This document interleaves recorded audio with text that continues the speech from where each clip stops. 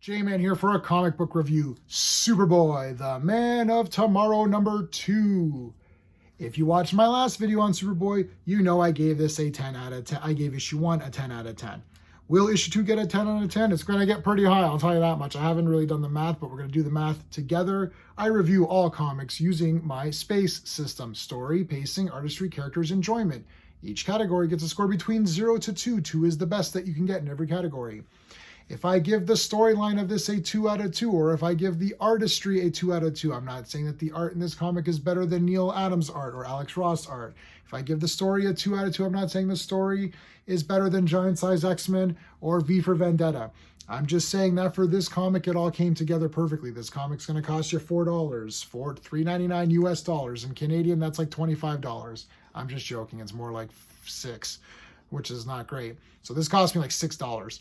But how much value did you get for your money? That's how we're reviewing these things. We're comparing them to other Superboy titles, plus Superman that's around now. So Dawn of DC, it's all started over again. This is what we're comparing it to. We're not comparing this Superboy comic to Clark Kent Superboy from the Golden Age and Silver Age, which I absolutely love. Please check out my live streams. I might do one tonight where I read old Superboy comics and stream about it. It's awesome, okay? It's a lot of fun. You're guaranteed to find something funny in it. There's going to be a lot of weirdness. Golden Age and Silver Age are great. They're great fun. People that look down on them haven't read them or have lost their sense of wonder and childhood. It's like it's so much fun. They're pretty. They're a bit hokey, but they're filled with charm, and they're filled with a lot of just kind of love for the art of it.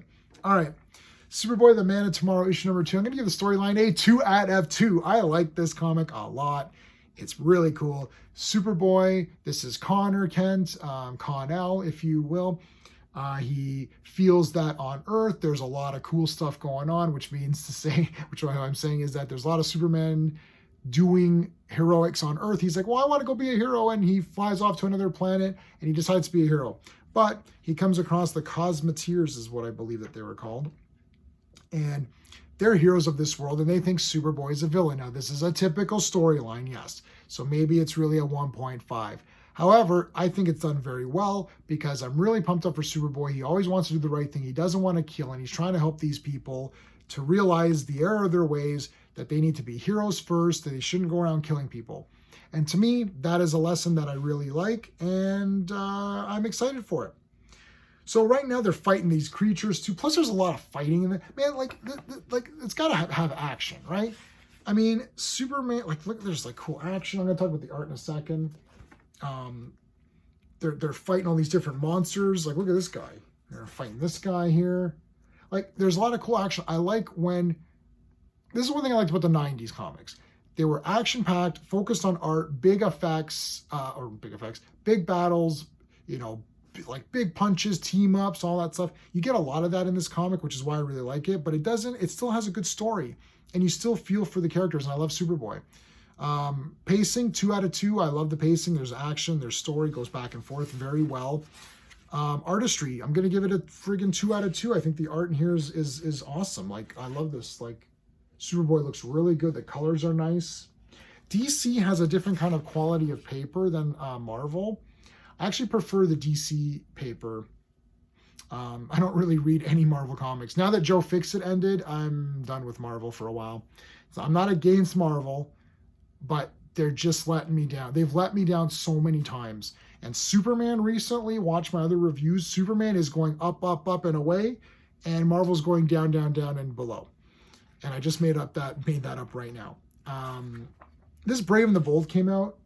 Didn't look interesting. Let me know about that one in the comments. But Superman is doing really well. So hopefully it continues on. What am I on? Characters, I'm giving this a 10 out of 10. Characters, 2 out of 2. I love all the characters. The Cosmeteers, they're rough, but that's what they're supposed to be. So Superboy's obviously going to train these guys into becoming heroes. So we got to just let them go. I mean, I guess, honestly, characters, you could give it a 1.5. Like, I'm not so excited about the characters. I don't really remember their names. But I did read this early this morning when I woke up. So I'm an old man. By the time an hour passes, I forget everything. That's why I read these comics and then I quickly do a video. What am I talking about again?